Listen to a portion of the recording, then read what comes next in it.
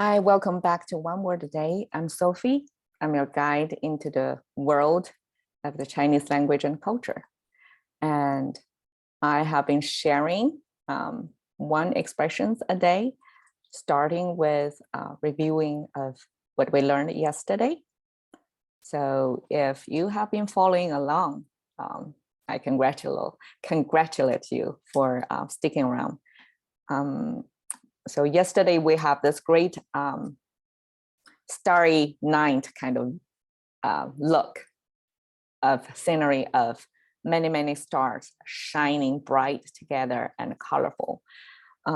It's, for me, a Chinese user, it creates a visual image of, look at all that light and fires, in the characters. It literally creates kind of a glittering, a sparkling sense in front of my eyes, and have, all these subjects are about the stars. So that's the sense of a kind of starry night look. And now we have an earthly phenomenon that's kind of flowers, almost like stars, doing the same thing. And it's just, it uses a different expression, but it's describing kind of similar sense of you're surrounded by beauty and they are all blooming and in different colors. And that's what we're learning today. 山花浪漫. So yesterday's 星辉灿烂. 山花浪漫. 山花浪漫. Okay, yesterday we learned a little bit from the word "can" that this is a mountain. So this is a mountain in its full form. This is mountain in its component form, right? Shan is just visually a mountain. And like aesthetically, it only makes sense to have the middle peak, the tallest, right? And then have the two. I mean, that's just a balanced view of a character. 花. Hua is also comes from this.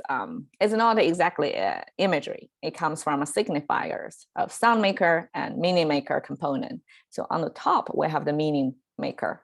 However small that is, by now you probably noticed the meaning maker actually is a smaller in spatial sense, and the sound maker, it takes more space over here. So that horizontal line with two short almost dots means plant. We can see, like, visually it's probably about a plant because this is the ground and this is something growing from the ground, and that's this, meaning maker means it's something related to plant. And then hua, like at the bottom is the sound maker. By itself it sounds like hua. This hua means transform, and combined with xue means study. Transform, study. Can you guess what subject is that? Transformed, study. It is chemistry. Doesn't it make full sense to you? Chemistry is about transform of elements. So we use hua to say that. So altogether, hua means flowers. It just, when we see this word so frequently, like visually, like when we see this, we don't see separately, like, okay, we have a plant on top and pronounced as hua. No, we don't see that. We see the full word all at once, and it becomes a full picture, almost like a flower to my eyes. Like, that's the whole thing becomes meaning maker. It looks like flower to me when I use it so long, right? Lan, we have that before. Means colorful, and lan by itself is fragrant plant, so it also comes from earthy, herbal things that's healthy, right? And man has this two sides that you can see. So lan, we have this fire on the side, and man, we has water on the side. Isn't that perfect situation when you have both fire and water there to support the image for you? That, fire, it means something related to color, visual, right? It's light. And man is relates to water, something life grow from. And the right side, man, by itself, pronounced as man, and the sound maker keeps its original sound to this new word, man. And well, look at that, it's man. it's in English man, right? But in Chinese, it's pronounced as man. It's a little bit different, right? So man, English, man, Chinese, man. Okay, so we have water on the side and the pronunciation man on the right. Altogether, it means the water fill up to the top and overflows.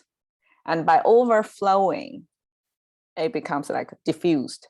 It's like out of control. It overspilled situation. So when you have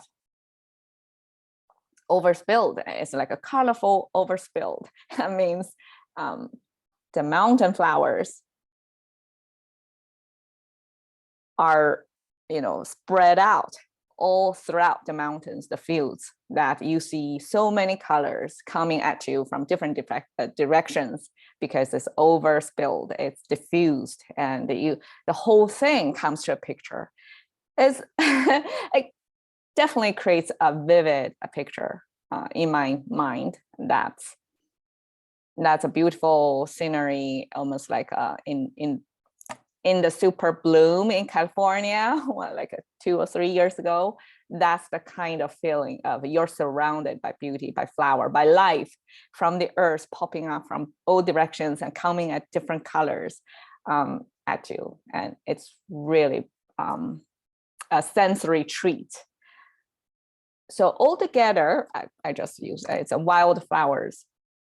So 山花 means it's not domestic. It grows in the mountains, so it's wild flowers. 烂漫, right? So colorful, diffused, right? All directions. So that's wildflowers that we describe. I want to share with you important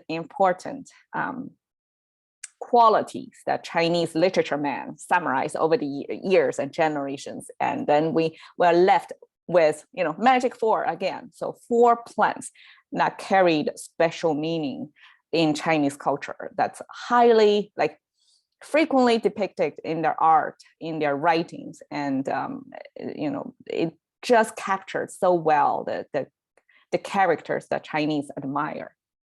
So let's go into each one. So today will be a little bit longer, and I try to justify of the beauty, the sense of the essence from these plants, and to make meaning to you, like why it is important to Chinese culture, and I hope you can relate to them somehow as well. So the first plant is Mei. Mei is plum. Translated English is plum. I seldom see plum flowers here around in at least Southern California. I don't see that, but plum is a flower that blooms in the snow, like in the snow when it's still snowy. So when the winter is still thick, when you still have snow everywhere, this plant will grow and bloom and give you this highly contrasted red color in front of you. And that's almost like in defiance of the harsh environment. So by itself, it carried a sense of pride. Like, okay, life is tough, but I'm tougher. I still grow and bloom in this harsh environment. So that's plum. Like it already, right? Lan is not translated as orchid, but I guess it's a type of Chinese orchid, because the orchid I see here in Southern California still got big flowers and got, there's a whole study and society dedicated to orchid raising, right? There are so many different varieties, just so many combinations, species, subspecies. It by its own is a whole phenomenon and a thing. But I think here the Chinese land is a little bit different. you can see it got a really simple structure as a plant of this, it is subtle and delicate looking leaves. And we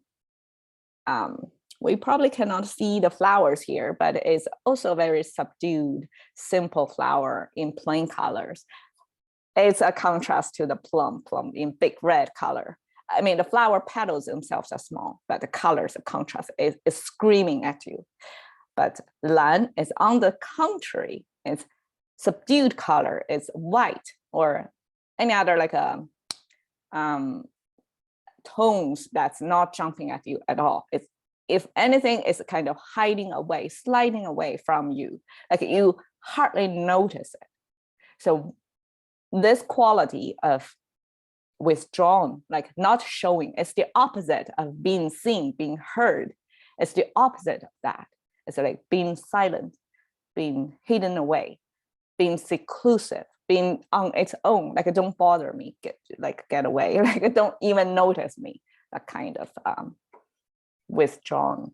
So I don't exactly know why that is appreciated quality, admired character. But that's lan.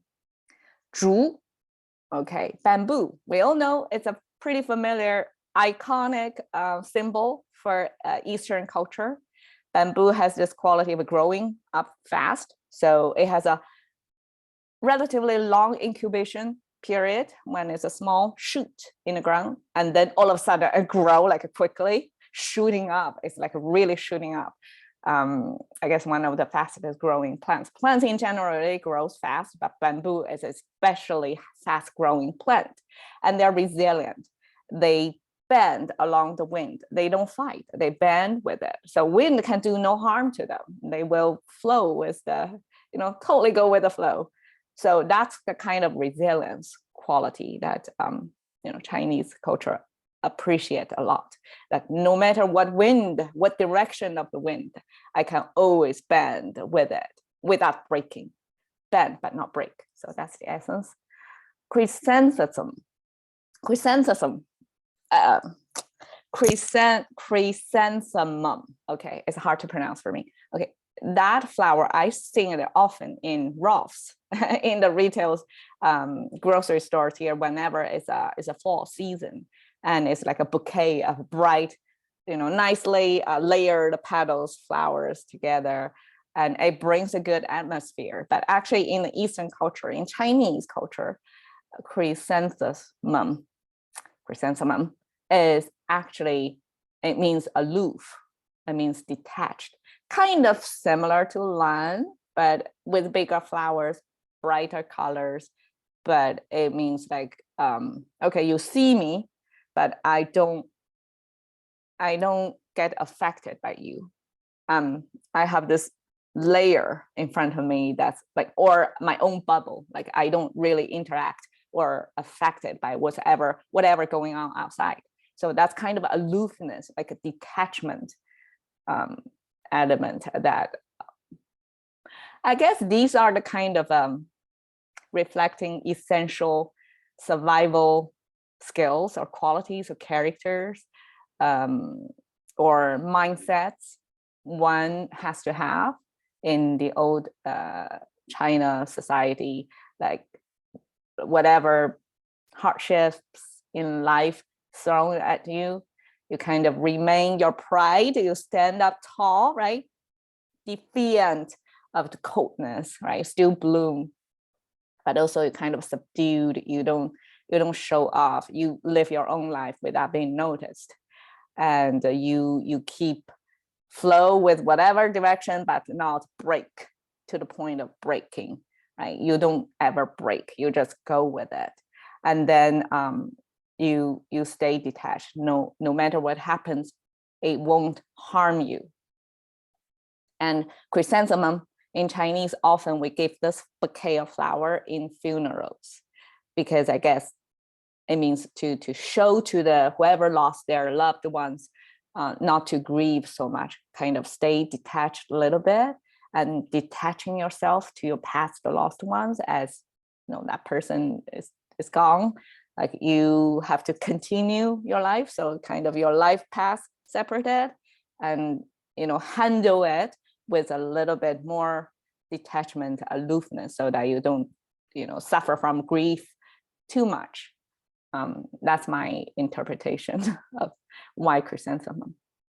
All right, so that's the big four flowers in Chinese culture that got high significance and influence among Chinese culture's literature, as well as like, I guess, just average Chinese. Like we know these four plants very well and we appreciate them. And when it comes to hardship situation, we kind of, for me at least, I can always go back to these images and to seek comfort or to find the strength to help me get through whatever situation. And because that's like a generational thing that passed down in my culture, in my genes even. So that's the qualities we appreciate. And now I'm sharing with the English speaking world, and to hope that you can also get something from it. And you know, it doesn't matter what race or language you speak, right? If this is nutrition from the past, the wisdom from the past, no matter where it's originated, right? You can still get the nutrition out from here and apply it to your own life. All right, that's my hope. Thank you very much for your time. I hope to see you again tomorrow. Bye.